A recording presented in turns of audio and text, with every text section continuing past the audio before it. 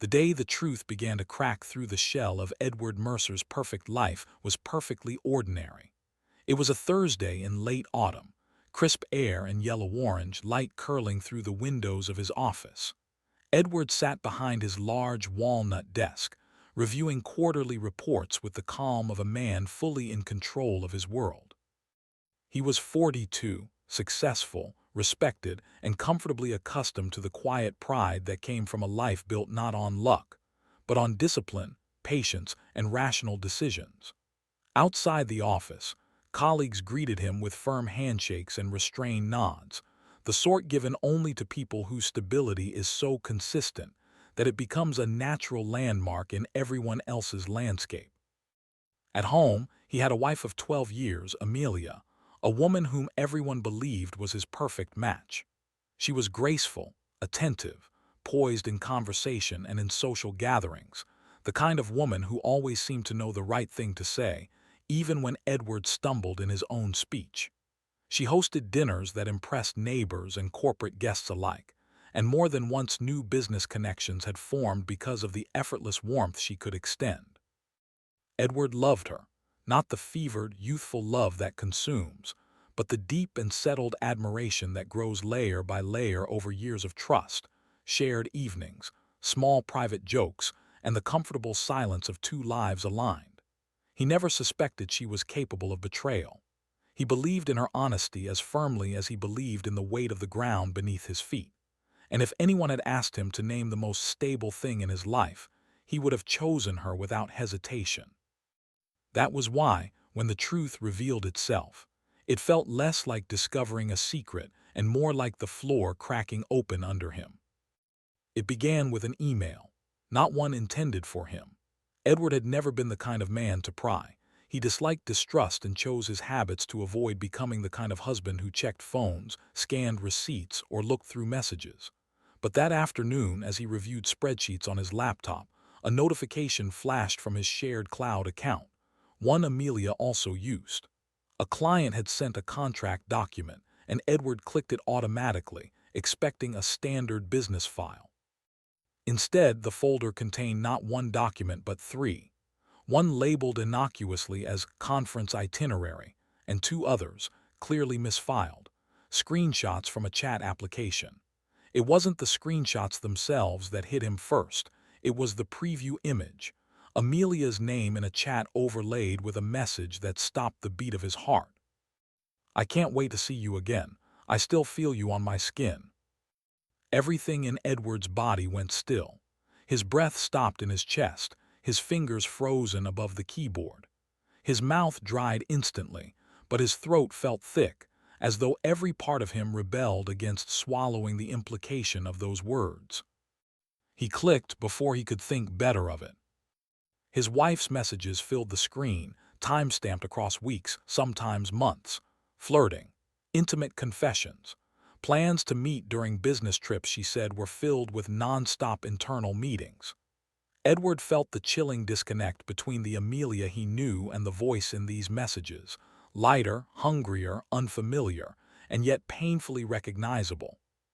He read slowly, methodically at first, as though understanding could be tamed with reason. But soon the pain became sharp, a widening fracture in his chest, and he scrolled faster, desperate and horrified. The other man's name was Marcus. Edward recognized it after a moment. Marcus Whitmore, a financial consultant Amelia had met through a mutual acquaintance. Edward had welcomed him into their home twice. Marcus had shaken Edward's hand with calm confidence, while Edward poured him wine at the dining table where Amelia had laughed as though nothing in the world could trouble her. Edward closed the laptop gently, because if he slammed it shut he feared something inside him would break as well. He sat back in his office chair and stared across the room, seeing nothing. His mind replayed every detail of the past months, not the messages but the normal moments. The cereal bowl Amelia handed him in the morning, the kiss on the cheek before she left for Pilates, the way she called him Ed, in that affectionate tone she always used. Nothing had seemed amiss. There had been no late-night fights, no pointed accusations, no sudden coldness. She had smiled the same way, she had touched him the same way. If anything, she had seemed happier than usual recently. His pulse fluttered hard at the thought. Was that happiness because of Marcus, or because she believed she could deceive Edward perfectly? The office around him settled into silence, and for a long time he simply sat there, unable to move. His eyes were open, but his gaze was unfocused, drifting somewhere deep and dark behind the present moment.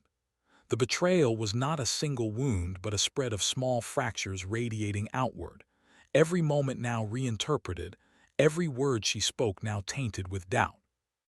Eventually he forced himself to breathe. One inhale, one exhale. He had been in tense negotiations before, corporate conflict that required absolute clarity, and somewhere inside him that same instinct awakened. His pain did not dissipate, but it tightened, contained itself, wrapped coldly around his thoughts like iron rings. His emotions did not fade, they became sharper. He stood slowly, walked to the window and stared at the city skyline. Somewhere down there, people hurried across sidewalks, talked over coffee, made plans, unaware that somewhere above them a man's life had quietly shifted off its axis. For the first time in his life, Edward Mercer felt something close to hatred, but it wasn't loud or chaotic. It was cold, quiet, and controlled. A kind of hatred that did not strike impulsively but calculated, observed, planned. That was the moment he decided he would not confront Amelia, not yet. He needed clarity first, evidence, time. If there was a truth beyond those messages, he needed to see it completely. If there was a world where doubt could exist, he needed to eliminate it carefully. He closed his laptop and left the office early, offering a composed excuse to his assistant and nodding as though nothing were amiss. In the elevator, he stood in perfect stillness, surrounded by polished steel walls that reflected the face of a man who looked no different from the person he had been an hour earlier. But inside, the tectonic shift had already occurred. At home, the silence greeted him first. Amelia wasn't yet back. He walked into the living room, sat down on the sofa, and waited, not anxiously, analytically. His mind was working in clean, precise lines. What was real? What was unknown? What was necessary to confirm? Even in pain, his intelligence did not sleep. He poured himself a glass of scotch and sat without turning on the lights, the glass glinting faintly from the city glow outside. Minutes stretched. The ticking of the wall clock sounded louder than usual, each click marking the steady pace of his new reality. When he finally heard the door open, Amelia's voice drifted into the dark entryway, warm and familiar. "Edward, are you home already?" The sound cut him, because it still felt comforting. "Yes," he answered, steady as stone. She walked into the living room, turning on the lamp. Brightness spilled across the room, illuminating her face, the same face that spoke affection into his mornings and whispered intimacy into another man's chats. She wore a soft cream sweater and light makeup, elegant and subtle as always. She looked beautiful, and Edward in that moment wished he could hate her entirely, but the truth was crueler. He still loved her. That love made the betrayal feel like a knife twisted slowly rather than thrust once. She smiled, as though nothing in the world was unraveling beneath her feet. "I thought you had meetings all evening. Everything okay?" He studied her carefully, noting every detail, the hint of perfume, the sheen of her lip gloss, the brightness in her eyes. No guilt, no fear, only the easy grace of someone who believed her secret life was safely hidden. "Yes," he said calmly, "everything is fine." And from that moment forward, Edward knew he would not confront her until the confrontation served a purpose. Not for argument, not for closure, but for consequence. She kissed him lightly on the cheek and moved to the kitchen. "Dinner will be ready in 20 minutes, she said, humming faintly. Edward nodded. His face didn't move. His eyes watched her, not with the gaze of a husband, but with the controlled distance of a man studying a stranger who had stolen something precious. During dinner, he played his role perfectly. They spoke about work, about friends, about weekend plans. She laughed once, and he smiled in response because the performance had to be flawless. Amelia had always been perceptive, and if she sensed suspicion now, she might change her behaviors, erase traces, reinforce her lies. He would not give her that warning. After dinner, she sat beside him on the couch, her legs curled up comfortably beneath her. She leaned lightly against his shoulder. "Would you like to watch something?" she asked. There was no tremor in her voice, no crack of guilt, just the casual affection of a woman who believed she was entirely safe. Edward looked at her from the corner of his eye. The perfume, the softness, the intimacy, every detail tasted like betrayal. His heart burned silently, but his face stayed neutral. "Not tonight," he said softly. "I'm tired." She kissed him again, light, affectionate. "Get some sleep. I'll join you in a bit." He stood, went to the bedroom, and closed the door behind him. For the first time in 12 years, he looked at his marriage not as something sacred, but as something compromised beyond recovery.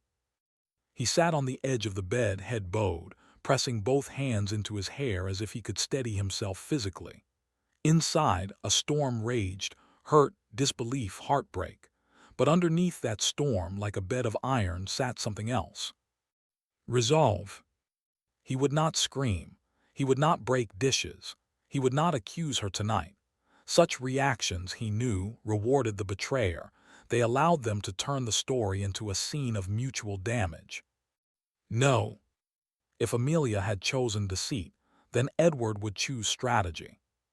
He rose, went to his desk drawer, and removed a blank leather-bound notebook, one he had used for years to outline business plans. Tonight, he began outlining something different. He dated the top of the page. He wrote the first line carefully. Step 1, gather facts. He would confirm everything. Quietly, completely. He wrote step after step, each one calm, logical, legal. And somewhere between the lines, Edward Mercer began transforming, not into someone new, but into someone whose intelligence would now serve a different purpose. His love had been used against him, but his mind was his own. He heard Amelia coming up the stairs. He closed the notebook just in time and placed it in the desk drawer, locking it gently. When she entered, wearing a silky nightgown, the sight cut him again, but he merely smiled.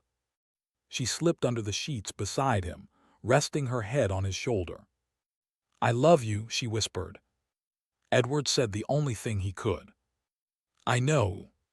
She closed her eyes, unaware of the man she was lying beside, the man who now saw her with absolute clarity, and who would, in time, take everything she valued from her, just as she had taken everything from him. He watched her in the dim light until she fell asleep. Her face looked peaceful, innocent, almost angelic. But Edward no longer believed in the face she wore. He waited another hour, then quietly got out of bed, retrieved his laptop, and began again, slow, methodical, thinking through each detail of the life they had built.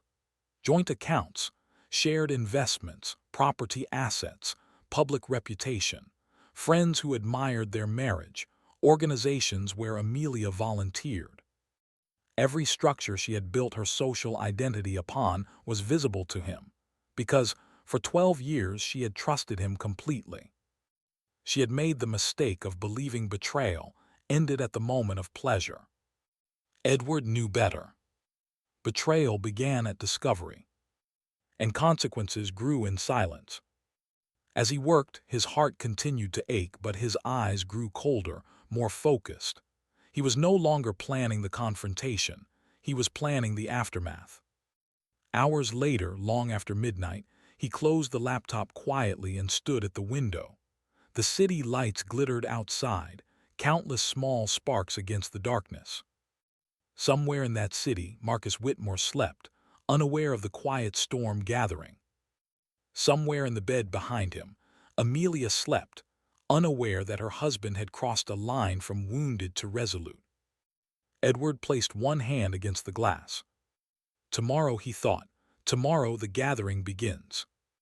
Not the revenge yet, not the fall, but the preparation. careful, patient, and utterly without mercy. The next morning, Edward woke before Amelia. Sleep had not brought peace. His eyes felt hot and raw as if the night had scraped something out of him. But his mind was clear. The pain was still there, thick, metallic, pulsing with every heartbeat. But now it existed like a controlled burn rather than a wildfire. He could carry it. He had to. Amelia lay beside him in soft morning light, her breathing calm and even. Edward studied her expression, trying to recognize the stranger beneath the familiarity.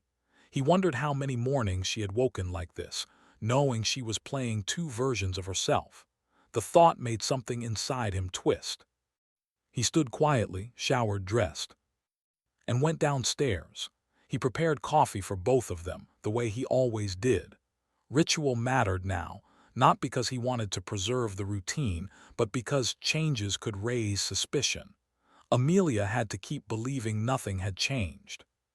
He sat at the kitchen table with his laptop open, not to work, but to begin collecting data. Last night he had skimmed the messages. Today he would examine them in full. He logged into the cloud drive again, extracted everything. Every screenshot, every image, every timestamp, every detail. The earliest message was 6 months old. That realization punched him in the chest. Half a year. Half a year she had smiled at him while whispering intimacy to another man. He studied the messages, reading slowly, forcing himself to endure every word, every flirt, every suggestive line. The pain sharpened until he could barely breathe. But he kept reading. He needed to understand not just what she did, but how she thought. Patterns emerged. They met mostly when Amelia traveled for her charity organization's outreach weekends. Edward had always admired her dedication.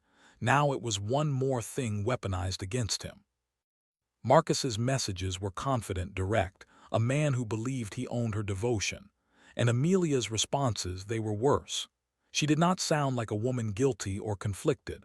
She sounded energized, alive. She joked, teased, promised, fantasized. She shared details about Edward, about his work schedule, his travel, his habits. Edward felt the air leave his lungs as he read one particular message. He trusts me completely. He doesn't even realize how predictable he is. I always know when he'll be busy. Edward sat back, staring at those words. Not only betrayal, but contempt. That was the moment when something inside him finally broke cleanly. The pain transformed. It crystallized. This would not be about saving the marriage. There was nothing left to save. The sound of footsteps pulled him from his thoughts. Amelia entered the kitchen, smiling lightly, her hair brushed, robe tied at the waist. "You're up early," she said, her tone bright and affectionate. "Yes," Edward answered. "I wanted a head start." She kissed his cheek. He forced his body not to recoil. Instead, he lifted his coffee cup calmly, without a tremor. She poured herself coffee and leaned against the counter. "Big meetings today?" "Just normal work." She nodded and sipped her drink. There was not a flicker of guilt in her eyes. Either she had compartmentalized her double life with expert emotional discipline, or she truly felt no remorse. "By the way," she added casually, "I'm still traveling to the charity event in Hartford next weekend. 2 days." Hartford? Edward recognized instantly. 2 previous trips to Hartford aligned perfectly with the messages. She was planning to meet Marcus again. He showed no reaction. "Of course," he replied smoothly. "I'll manage here." Her smile brightened slightly, as if gratefully acknowledging his continued supportive attitude. She looked so calm, so unburdened by the truth of her actions. It was obscene. It was maddening, but Edward remained still. He had no intention of stopping her trip. Some betrayals needed to be observed to their conclusion. After breakfast, Edward left the house, briefcase in hand, mask perfectly in place. But instead of driving straight to the office, he took a detour. 30 minutes later, he sat in a private conference room in the office of a well-regarded law firm.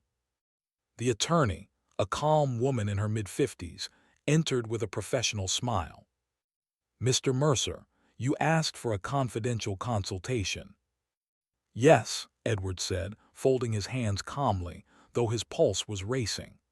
"I need to understand several legal scenarios regarding property division, divorce procedures, asset protection, and evidence." She studied him with experienced eyes. She had likely seen hundreds of men and women sitting across from her with expressions like this: steel over pain. "Has something happened?"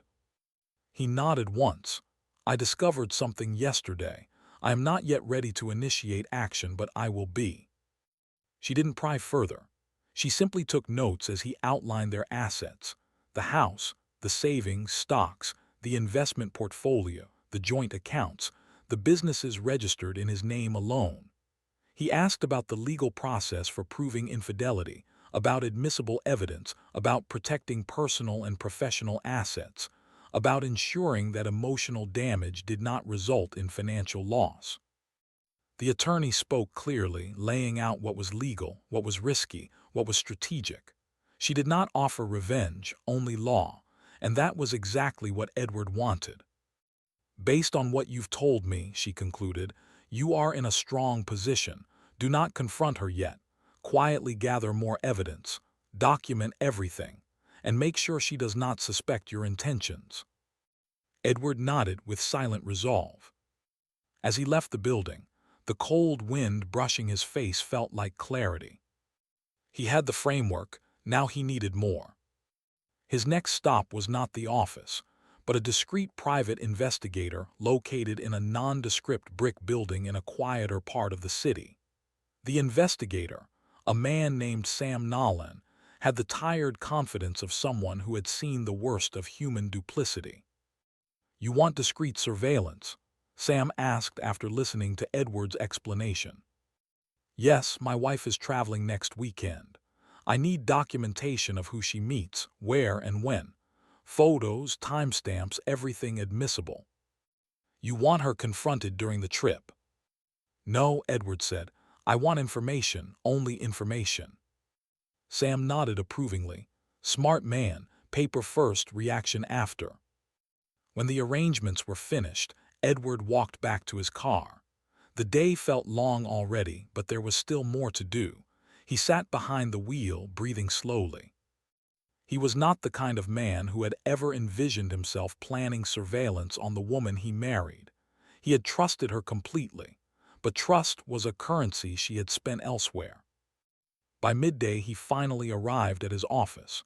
His assistant greeted him. "You're unusually late today, Mr. Mercer." "Had personal errands," he replied smoothly. He sat in his chair, opened his work laptop, and forced himself to function.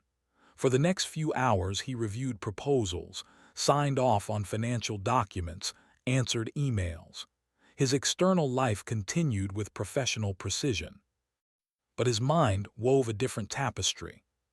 He imagined the path forward: evidence collection, legal positioning, financial restructuring, social consequence, personal closure. He did not want irrational revenge. He did not want to send angry messages or appear as the man who had lost control. He wanted Amelia to lose everything she had taken for granted: security, reputation, financial comfort, and most of all, the certainty that Edward would always be there beneath her feet like dependable ground. That afternoon, when a colleague knocked and asked Edward whether he was free for drinks later, he smiled politely and declined. He was not in the state for small talk. He went home early, earlier than usual, not to be suspicious, but to observe. Amelia arrived an hour later, shopping bags in her hands, humming lightly. She smelled like fresh perfume and autumn air. He greeted her with a kiss on the cheek. She smiled warmly, touched by the gesture. It felt like poisoning someone while offering them dessert. She began showing him the purchases: new earrings, a soft gray blouse, a silk blouse. Edward listened, nodding at the right moments. Then she reached for the last box: a red lace set. She smiled, slightly playful. "A little something for the trip. You know, I want to feel beautiful." Edward felt something cold crawl up his spine. The audacity, the boldness, the absolute certainty that she could stand in front of him and prepare for another man while he held her purchases in his hand. He smiled. "It's beautiful, you'll look stunning." She blushed slightly, touched by what she believed was appreciation. Later that evening, she stood at the kitchen counter while he prepared dinner. She poured wine, leaning casually on her elbow. "You know," she said with a soft smile, "I was thinking we should take a real vacation this winter, somewhere warm." The idea was sincere and obscene. He chopped vegetables with quiet precision. "That would be nice," he answered. "Let's consider it." She nodded happily and walked to the living room. Edward continued slicing carrots slowly, methodically. The rhythm steadied him. In the silence of the kitchen, he allowed himself one private moment of emotional collapse, not externally, not visibly, but internally. He felt the heartbreak swell in his chest, a pressure so sharp he had to press his palm against the counter. He still loved her. That was the worst part. Betrayal hurt most when it damaged something real. He closed his eyes, inhaled deeply, and rebuilt his composure. Pain had to serve purpose now. Feeling without action would be weakness. Feeling with execution would be strength. After dinner, they watched a film together. She leaned against him, fingers interlacing with his. Edward remained still, expression calm, body warm, everything he needed her to perceive. Inside, he was already gone. When the movie ended, she kissed him good night and went upstairs. Edward remained sitting for a while. The house was quiet, lit softly, peaceful.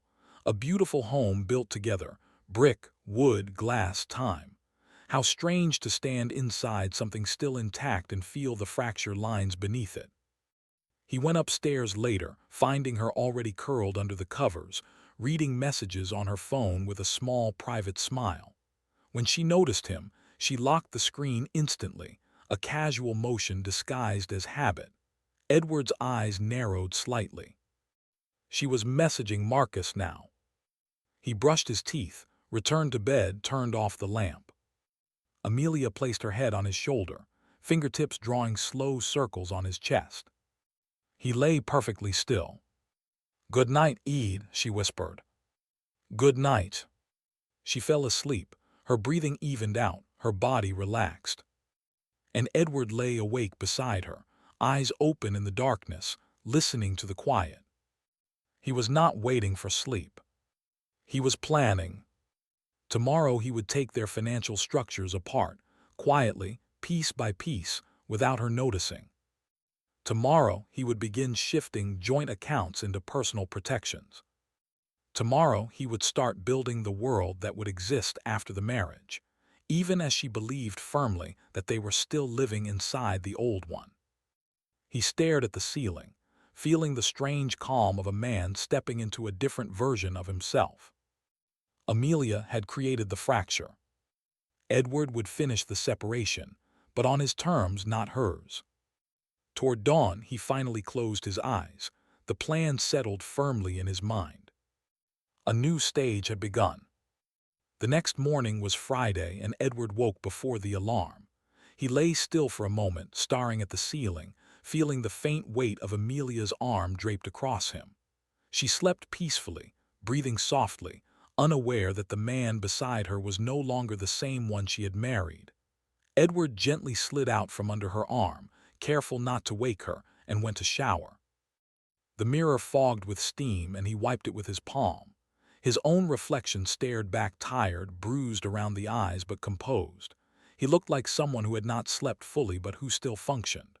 The last 2 days had passed like weeks, but in a strange way, he felt more focused than he had in months. Pain had a way of trimming distractions. His world had become cold, narrow, and precise, exactly the shape he needed it to be. He dressed, descended the stairs, and brewed coffee as usual. When Amelia came down in her soft, pale robe, hair tousled from the pillow, he handed her a cup. She thanked him with a kiss, her lips warm against his cheek, and for a moment he wondered how many other mornings she had kissed him like that after nights filled with someone else's warmth. His resolve held. They had breakfast together. She talked lightly about an acquaintance's divorce. The irony nearly made Edward choke. She described how tragic it was, that the woman had lost her home and much of the settlement due to poor timing and failure to consult a professional in advance. Edward listened quietly, absorbing every word. Amelia had no idea that she was describing her own future with surgical accuracy. After breakfast, she left for errands. Edward watched her drive away from the kitchen window. Only when she disappeared around the corner did he take the next step. He returned to his home office, opened his laptop, and logged into their financial accounts.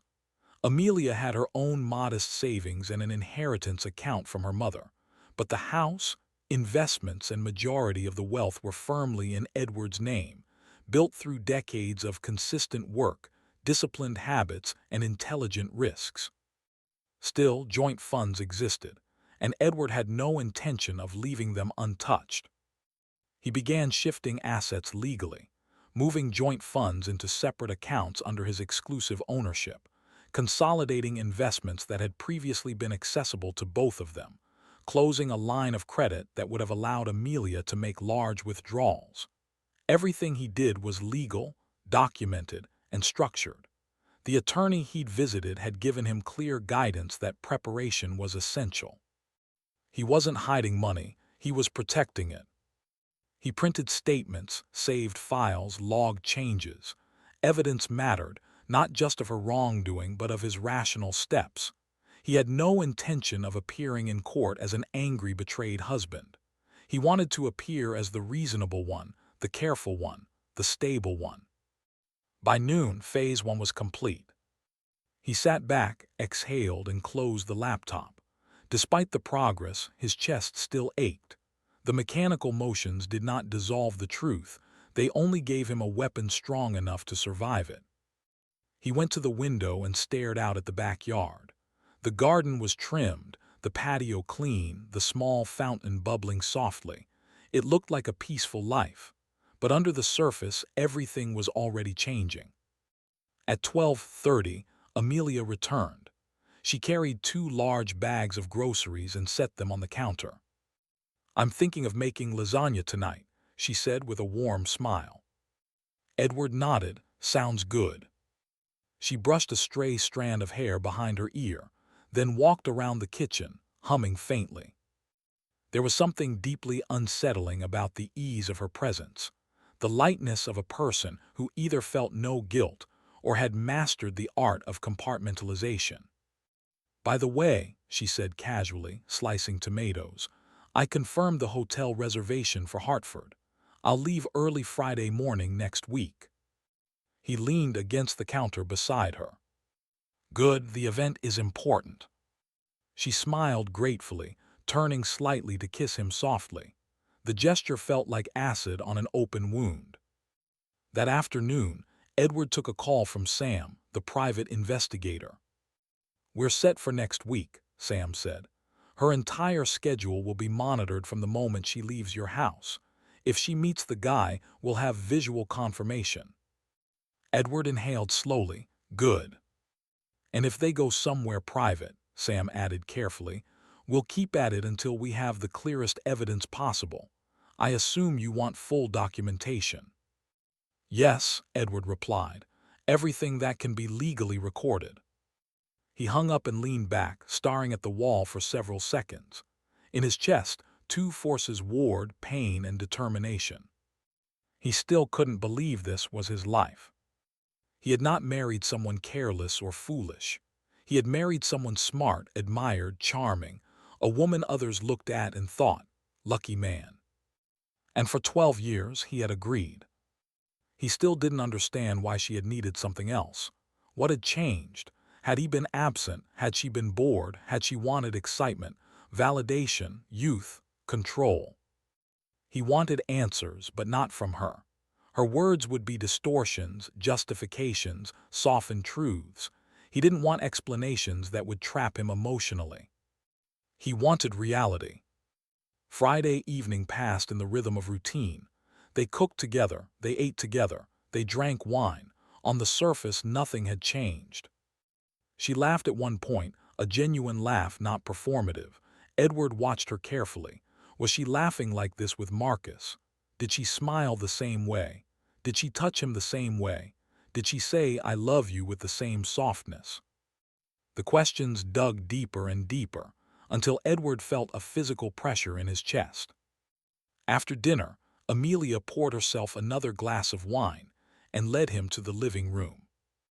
"Come sit," she said softly, curling up beside him on the sofa. "We never get enough time together during the week." The irony was grotesque. He sat beside her, her head on his shoulder, her hand on his chest, and outwardly he looked like a devoted husband sharing a quiet evening with his wife. Inside, he felt like a ghost in someone else's life. At around 10 p.m., she fell asleep against him. He lifted her gently, as he had done many times before, and carried her upstairs. She murmured something soft and affectionate, still half dreaming. He laid her down on the bed and stood watching her. She looked peaceful, even beautiful. He hated that part of him still saw her that way. He changed, got in beside her, and stared at the ceiling for a long time. This was only the beginning. The next week passed with a strange duality. Their marriage continued visibly untouched, breakfasts together, conversations about work, small domestic moments that looked entirely normal from the outside. But under the surface, the quiet machinery of Edward's plan moved relentlessly. On Monday, he had another meeting with his attorney, this time to understand how Amala's charitable connections and social reputation might factor into future proceedings. "Image matters," the attorney said calmly. "Infidelity affects public perception, especially when there are photographs or witnesses. If she values her social standing, the fallout could be severe." Edward nodded, not out of satisfaction. He felt little satisfaction in any of it, but out of recognition. Amala belonged to several charity boards, women's social circles, and fundraising committees. Many of these organizations prized reputation above all else. Scandal could be socially fatal. He wasn't committed to publicly humiliating her, but he wanted that leverage if it became necessary.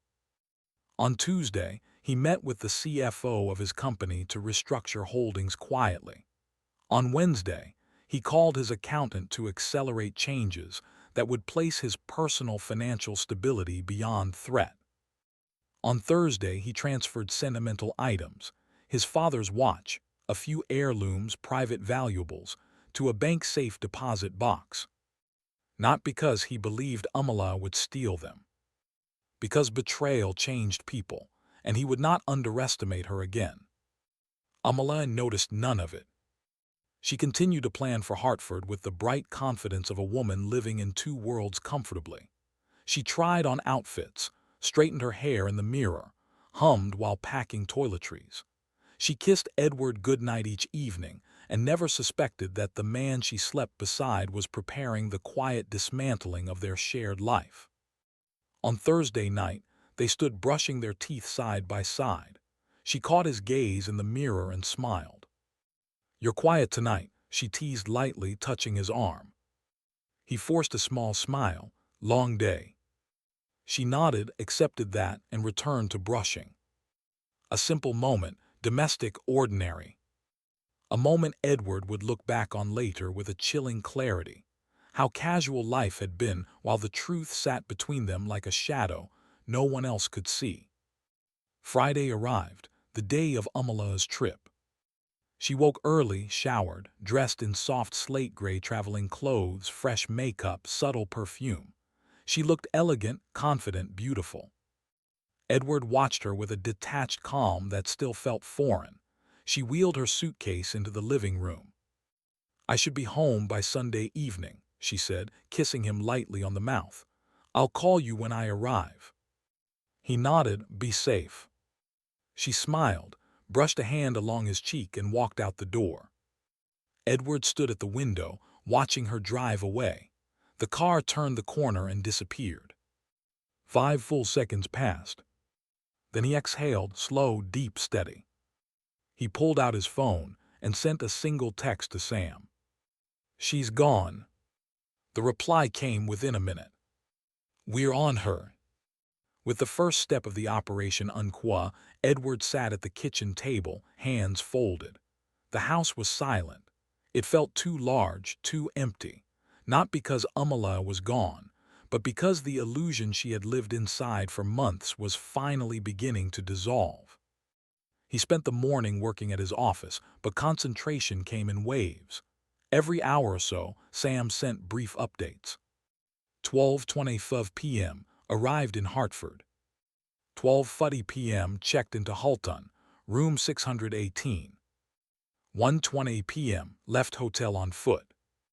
1:42 p.m. entered Cafe Leon. 1:46 p.m. Mucka's Whatma arrived, sat at same table. The words hit him harder than expected.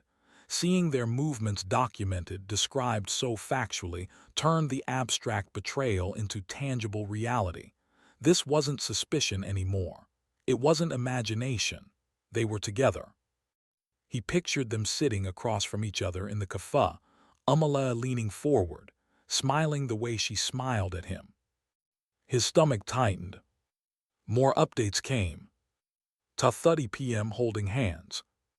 3:05 p.m. left cafe together. 3:20 p.m. returned to hotel. Both entered room 618.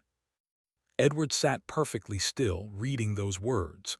The pain was sharp, but something else rose alongside it, an iron calm. The evidence was no longer emotional. It was documented.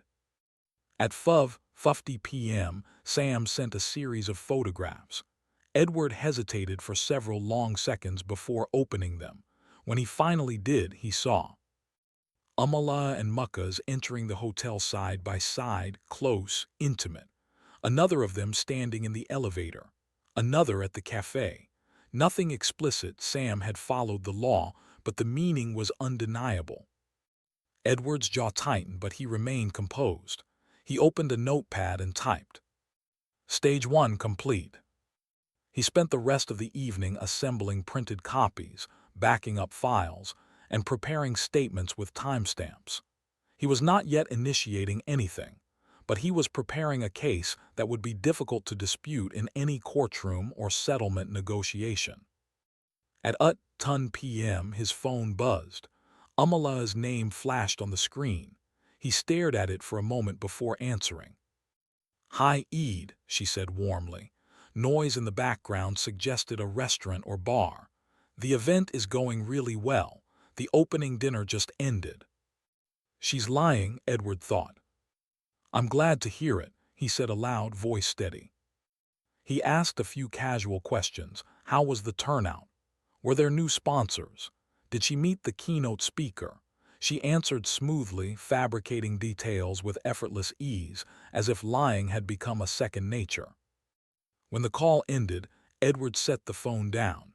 His face remained calm, but his pulse hammered. She wasn't just betraying him physically. She was building entire false narratives on top of the lie, structures of deception she expected him to support with trust. He sat in silence for several minutes. Then he stood, went to the cabinet, and poured a small glass of whiskey. He sipped slowly, staring out at the night. He felt everything and nothing at the same time. At 11:00 p.m., Sam texted once more. Lights off in room 618. Surveillance will resume in the morning. Edward typed 2 words. Thank you. He went upstairs, entered the bedroom alone, and sat on the edge of the bed. For the first time in 12 years, the bed felt foreign. Half of it remained untouched, and the silence of that empty space pressed on him like weight. He lay down eventually, eyes open in the dark, staring at the empty pillow beside him. He whispered into the silence, not a threat, not anger, but truth. You think you're safe. He closed his eyes. But you have no idea what's coming. And in the darkness, the last of his doubts faded. The man Amala had betrayed no longer existed. The man she would return to was someone new. Cold, methodical, prepared, and entirely done bleeding. Lunkett Hamilton always believed that the foundation of a strong marriage was built not on grand gestures, but on the quiet, everyday acts of loyalty, the shared breakfast before the workday, the subtle squeeze of a hand during a difficult moment, the unspoken understanding that no matter what storms life delivered, they would stand united. For 15 years, he and Emily had lived what everyone around them called the perfect marriage. Colleagues envied them, friends admired them, even strangers could see the way their eyes softened when they looked at each other. Or rather, the way his eyes softened. Looking back, Leonard would later realize that he had mistaken routine for stability, familiarity for intimacy, and silence for trust. He found comfort in predictability, in knowing that Emily would always leave her coffee cup on the right side of the sink, that she hummed off-key when stressed, that she slept with one hand tucked under the pillow. He didn't know that while he memorized every detail of her, she had begun to erase pieces of him. On the night his world snapped in half, the house felt unusually quiet, as though everything within its walls already knew what he didn't. Emily had left her phone on the kitchen counter, an odd thing since she guarded it carefully in recent months. He noticed the screen lighting up, a message preview brightening the dark room. Leonard didn't mean to look. He wasn't that type. He hated snooping, hated distrust. But the message remained there, shining like a spotlight on the stage of his ignorance. Can't stop thinking about last night. When can I see you again? Leonard froze. The words were simple, but they buried themselves in his chest like a blade. He stared at the message, unable to breathe, the room narrowing until it felt like he stood at the center of a tunnel. His hand trembled as he picked up the phone. Maybe it was spam. Maybe it was a misunderstanding. Perhaps a friend wrote it with some silly inside joke. He wanted, desperately, for there to be another explanation. Any explanation that didn't confirm the suspicion clawing its way into his mind.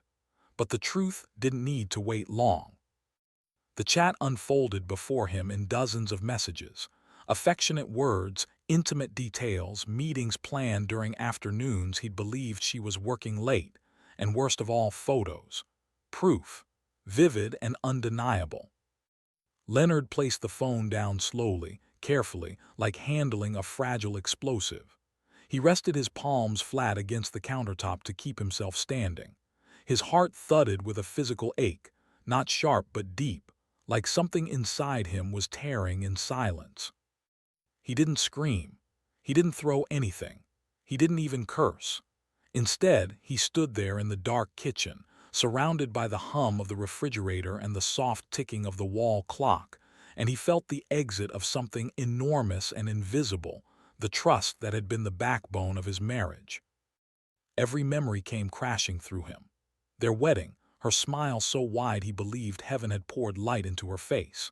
Their vacations, their arguments, their reconciliations, the house they had picked together after months of searching. He remembered the day they lost their first baby and how they had held each other, promising that their love was stronger than grief. He remembered cooking on rainy Sundays, dancing barefoot in the living room, her head on his chest as she whispered, "I'm lucky I have you." He laughed, a short and humorless sound. He wasn't the lucky one after all. The front door opened. Emily's footsteps echoed in the hallway, cheerful in a way that now felt grotesque. She entered the kitchen, surprised to find him awake. "Oh, Len, you scared me," she said, smiling as she slipped off her heels. He didn't smile back. He didn't greet her. He just looked at her, really looked, and for the first time saw a stranger wearing the skin of the woman he once loved. Her smile faltered. "What's wrong?" Leonard stared for a long moment, then shook his head slowly. "Nothing. I just couldn't sleep." Emily walked past him, giving him a peck on the cheek that he resisted the urge to wipe away. Her scent, once warm and comforting, now made him feel nauseous. She left the room humming lightly, unaware that the ground beneath their marriage had already cracked. Leonard sat at the kitchen table long after she'd gone upstairs. He didn't confront her. Not yet. Confrontation would give her time to prepare excuses, tears, emotional leverage. No. He wanted the truth to marinate, to sink in, to transform his heartbreak into something sharper, something that could cut without leaving blood. He needed to think. And he did. For hours. By the time the sun rose, painting the sky in soft pink and orange, Leonard Hamilton was no longer a devastated husband. He was a man with purpose, cold, controlled, and dangerous, not physically but intellectually. Emily had destroyed their marriage privately. He would end her life publicly. Legally, elegantly, without raising his voice or lifting a hand. The day passed in a blur. Emily went to work, kissing him on the cheek again as though she had not been in another man's bed the night before. Leonard drove to the office, maintaining his usual composed demeanor. No one suspected that his heart was burning in his chest like a demolished cathedral. He spent the morning staring at financial spreadsheets but seeing none of them. Emily's betrayal replayed in his mind like a film he hadn't chosen to watch, her typed words, her laughter in messages, the casual cruelty of secret affection. But grief, he found, had a short lifespan when paired with analytical fury. By noon, heartbreak had already begun its metamorphosis into strategy. Leonard had always been intelligent. He made his career by staying 3 moves ahead in negotiations, predicting outcomes others overlooked. Now he turned that skill toward a new battlefield, his marriage. Emily had something to lose. Many things, in fact. She had worked her way up socially, adored attention, cared deeply about how others saw her. She had built a public image of the sophisticated and devoted wife with a perfect life, an image she weaponized to gain respect, favors, opportunities. Leonard could ruin that image without touching her physically, without screaming, without rage, simply by letting the truth breathe where it needed to be heard. But he wouldn't move yet, not until he understood every detail. Emotional pain demanded quick action, but he refused to act emotionally. Rage would ruin everything. Precision would win. So that evening, when Emily fell asleep beside him, so easily, so comfortably, Leonard slipped out of bed and walked to his study. The house was silent, but his mind was anything but. He opened his laptop and began researching. Digital forensics, data laws, property division in their state, precedents in court, ethical ways to recover deleted conversations. He took notes, building a map of the path ahead. Part of him hated what he had become in just 24 hours, but betrayal changes the moral architecture of a man. When someone shatters your life without hesitation, you realize that justice, when denied, becomes a personal obligation. Leonard pulled up Emily's cloud backups. She never imagined he'd look. She assumed that trusting him meant blindness. He felt something like grief again as he browsed her gallery and saw their photos mingled with images of another man's hands on her waist, another man's messages confirming their secret weekends away. The pain returned, sharp enough to bring tears to his eyes. He closed his laptop and leaned back in the chair, pressing his palms over his face. He felt himself breaking inwardly. Images, memories, whispers of old feelings crashed through him with the fury of a storm. He had loved her more than she ever knew, more deeply than she ever appreciated. And she had traded that love not for passion, but for novelty. Novelty that would not last. Around midnight, Leonard had his first real moment of self-doubt. He wondered whether revenge would ever heal him, whether destroying Emily's world would make his own feel whole again, whether he was becoming someone even he wouldn't recognize. But then he replayed one message he couldn't forget. He doesn't suspect anything. He's too trusting for his own good. The sentence burned through his doubts like acid. She had mocked not only his love but his character. He wasn't just betrayed, he was ridiculed. He closed his eyes. Forgiveness was no longer an option. Morning came and Leonard showered, shaved, dressed, and descended the stairs with calm precision. Emily was at the stove making eggs, wearing his shirt, something she did when she wanted him to find her attractive. He looked at her, remembering how that sight once made his heart soften. Now he only saw evidence of hypocrisy. She smiled, breakfast. He poured coffee for himself but didn't answer at first. Instead, he studied her. She looked so normal, so composed, so comfortable in her lie. He wondered how long she had been living this double life. Weeks, months, years. Emily turned back to the stove. "You're quiet lately. Everything okay?" Leonard took a slow sip of coffee, and with perfect control, the first move executed, he said. "Just busy. There are some projects at work that need attention." He didn't let the bitterness seep into his voice. The game had begun, and she didn't even know she was playing. Throughout breakfast, he asked her about her plans for the day, listening to lies fold themselves over his table. She talked about meetings and clients. The same hours her messages revealed she'd be with him, the other man, the man she believed was offering her something more exciting than a stable life with her husband. He nodded, pretending to be the trusting man she believed he still was. It was almost amusing how little she noticed the shift in his eyes. At work, Leonard requested several personal meetings, one with his attorney, one with a trusted financial advisor, and another with a private investigator. Not the cliché type who chased people with cameras, but a digital intelligence specialist who legally recovered communications, metadata, and timeline reconstruction that could be used in civil court. He didn't want to punish Emily with violence or emotional devastation alone. He wanted the truth documented, formal, undeniable, so that when everything collapsed, she would have no footing to stand on. The investigator assured him that the work would be discreet and completely within legal boundaries. Leonard was relieved. He needed the moral high ground. He wanted his conscience, if nothing else, untainted.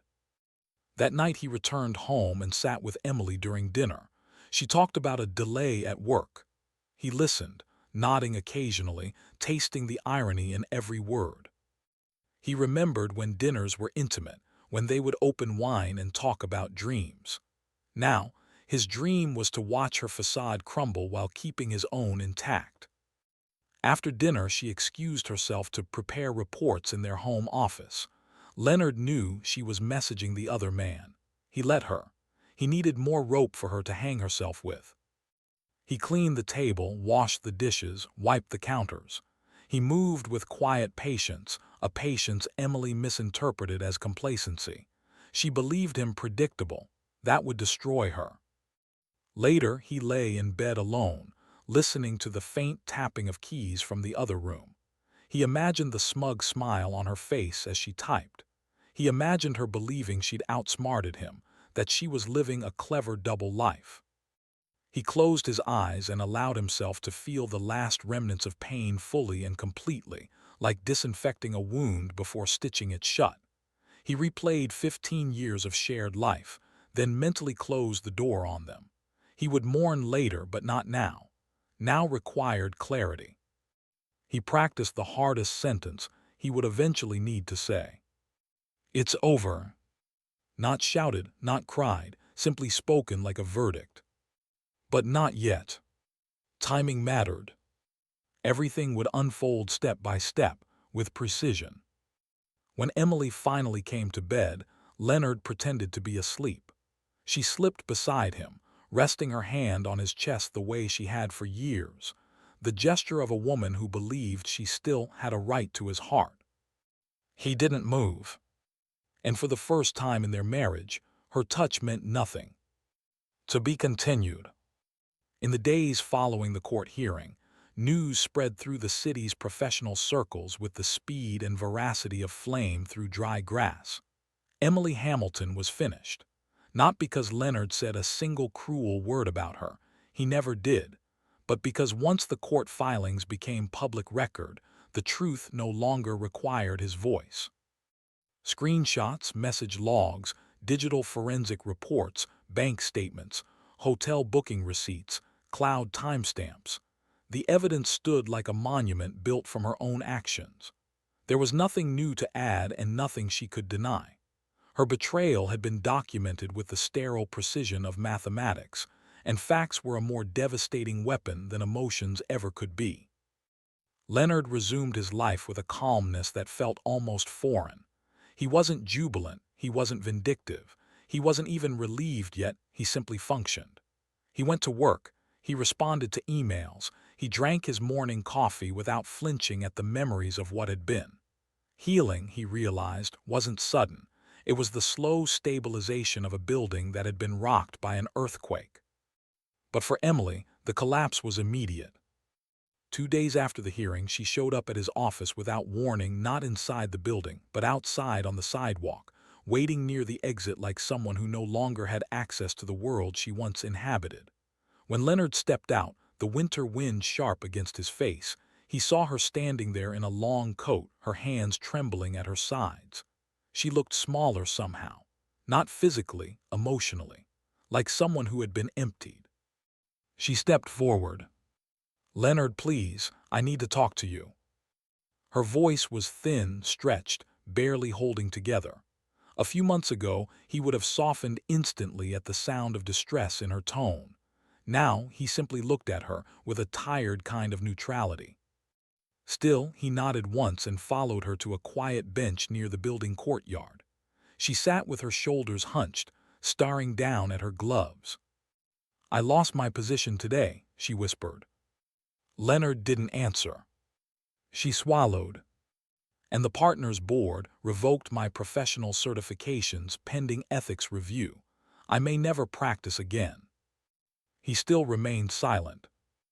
Emily turned her head, finally meeting his eyes. Her mascara had smudged slightly at the corners.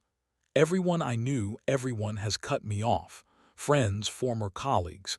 Even my family barely speaks to me. They're embarrassed." Leonard listened. Not coldly, not with pleasure, simply as someone who had nothing left to lose. She gave a small, pitiful laugh. "I have nothing left. Nothing. My accounts are frozen until the division is finalized. I'm staying at a small rental outside town because I can't afford the mortgage alone." She inhaled shakily. "I know you think I deserve this." Leonard spoke finally. "I don't need to think it. The consequences were built into your choices from the moment you made them." Emily closed her eyes. Tears escaped silently, but she didn't wipe them. She seemed too tired for that. "You never asked me why," she whispered. Leonard sat back slightly. "Would it change anything?" "No," she shook her head weakly, "but I want to say it anyway." He said nothing, so she continued. "I never planned for any of this. It wasn't about you. I know that sounds ridiculous, impossible, but it was. I wasn't unhappy with our life. I just—" She broke off, searching for the right words. Leonard waited. "I didn't realize how much I needed to feel noticed," she finally said. "Seen, desired, not as a wife or a coworker or someone with responsibilities, but as a woman. I thought the affair would be a small escape, a fantasy, something I could control." She gave another humorless laugh. "And I thought you would never find out. That's the truth." Her honesty, oddly enough, didn't wound him. It simply confirmed how far apart they had drifted long before the betrayal itself. Leonard nodded once. "Thank you for saying it." Emily looked up sharply, surprised. "Aren't you angry?" He considered the question. "I was, deeply, but anger burns itself out faster than people think. Once I stopped feeling betrayed, I started seeing everything clearly." He paused. "You and I built a life, but somewhere along the line we stopped sharing it. I just didn't notice in time." She covered her mouth with her hand, grief shaking her shoulders. "I never meant to lose you. I never meant for it to go so far." Leonard looked out at the leafless trees of the courtyard. "When you betray someone who loves you, you don't get to decide how far the consequences go." Silence stretched between them. Finally, Emily whispered, "Is there any chance we could rebuild? I'm not asking for forgiveness today. I'm just asking if there's hope." Leonard turned to her, not with hatred but with calm clarity. "No." The word wasn't sharp. It wasn't cruel. It was simply final, like the closing of a door that had been left ajar too long.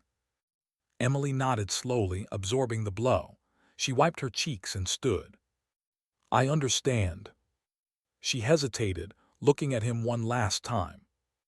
"I know I have no right to ask this, but despite everything, I hope someday you can remember the good years, not just how it ended."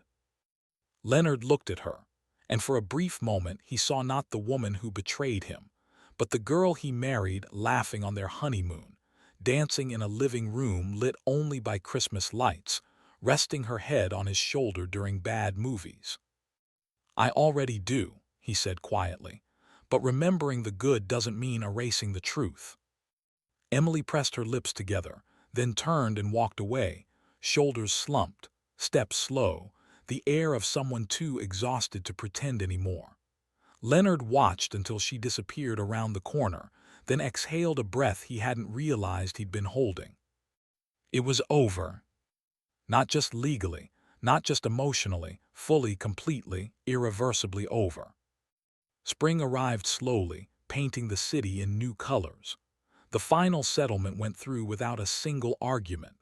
Emily signed everything, accepted the terms, made no further attempts to stall or renegotiate. She had no energy left for battles, and perhaps, Leonard thought, no will left to fight for something she'd already forfeited. Leonard kept the house. She didn't contest it.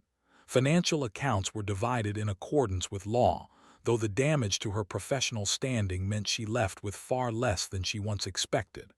Their mutual friends, the ones who had known them for years, sent Leonard quiet messages of support, but he didn't indulge in gossip. He answered politely and kept the details private. Justice had already been delivered. He didn't need applause. On a Sunday morning in April, Leonard stood in the empty living room. Sunlight fell through the windows in long, uninterrupted beams. The house was quiet, not with tension this time, but with peace. The furniture was different now. He had replaced certain pieces not because he wanted to erase memories, but because he wanted the next chapter to begin cleanly. He opened the windows and let fresh air in. The absence of grief felt strange at first. Not happiness, that would come later, but a settled stillness. Heartbreak, he learned, wasn't something you healed through, but something you healed past. It stopped being the center of your life the moment you stopped feeding it. The doorbell rang. Lunkhead walked down the hall, opened the door, and found a small delivery box on the step. Inside was a manila envelope with no return name. He opened it and immediately understood. Inside were Amelie's wedding ring and a short handwritten note. "Thank you for giving me the dignity of a quiet ending, even when I didn't deserve it. I will try to become someone better than the woman I was. I hope you find the life in love I wasn't strong enough to honor." "Me?" Lundcat stared at the ring for a long while. The metal, once warm with meaning, was cool and impersonal now. But strangely, the gesture didn't reopen old wounds, it sealed them. He placed the ring back inside the envelope and set it on a shelf in his office, not as a keepsake, but as a reminder. That love, even when broken, had once existed, and that he had survived its ending. The months that followed were not dramatic. Healing rarely is. Lunkett returned to hobbies he had neglected: photography, hiking, piano on quiet evenings. He learned how to cook dishes he had always relied on Amelie to prepare. He started reading again, not contracts or reports, but novels that stretched his imagination into places untouched by betrayal. He began, slowly, to socialize. Not with desperation, not with urgency, simply as a man rediscovering who he was when no one else defined him. People noticed the change. He smiled more often. He spoke more confidently. Even his kakas commented that he looked lighter, as though someone had lifted a weight off his shoulders that had been there so long he'd forgotten to feel it. He never followed Amelie's life after the divorce. He didn't check her social media, didn't ask about her through friends, didn't inquire after her woebubble. Not because he wished her harm, quite the opposite. He simply understood that some chapters must end fully for new ones to begin. He hoped she healed. He hoped she faced herself honestly. He hoped she built a new life with lessons she never learned in time to save their marriage. But she belonged to his past, nothing more. One evening in early summer, Lunkhead sat on his back porch with a glass of wine, the breeze warm, the sound of distant traffic muted by the hum of crickets. The world felt balanced, and for the first time since discovering the betrayal, he felt not just stable but alive. As he watched the last edge of sunset fade below the skyline, he realized something unexpected. He didn't regret the marriage. He didn't regret loving her. He didn't even regret the pain. Every part of the journey, the devotion, the hurt, the fall, and the quiet, calculated justice had reshaped him, not into someone colder but into someone wiser. A man who understood that love was a choice, trust was a gift, and consequences were inevitable. A man who learned that revenge, when done without cruelty, wasn't vengeance, it was closure. He raised his glass not in celebration, but in acknowledgement. To endings, to beginnings, to dignity and the space between. Night settled gently around him, and he sat in the stillness with a peaceful heart, not victorious, not vindictive, simply free. And that, he realized, was the truest revenge of all.